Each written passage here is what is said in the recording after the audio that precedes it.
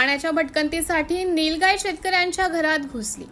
हिंगोली जिल्ह्यात विविध प्रकल्पाच्या उभारणीसाठी 1000 एकर जमिनीवर वृक्षतोड झाल्याने वन्य प्राणी सैरावैरा धावत आहेत।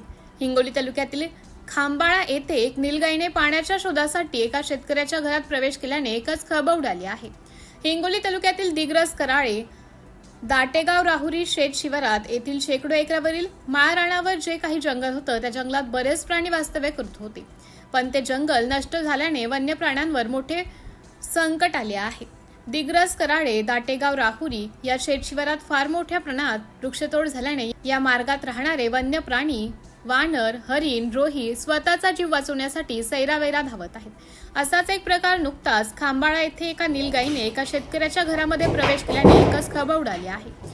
या वन्य प्राण्यांना निवाऱ्यासाठी जे जंगल होतं ते नष्ट करण्यात आलं आहे। दुसरी गोष्ट, उन्हाची तीव्रता एवढी वाढली आहे की वन्य प्राण्यांना पाण्याची व्यवस्था नसल्याने वन्य प्राणी गावात घुसत आहेत। हिंगोली जिल्ह्यात प्रकल्पाच्या नावाखाली ज्यांनी वृक्षतोड केली त्यांच्यावर योग्य ती कारवाई करण्यात यावी अशी मागणी वृक्षप्रेमींकडून होत आहे। सिटी इंडिया न्यूजसाठी प्रतिनिधी शिवाजी कराळे, हिंगोली।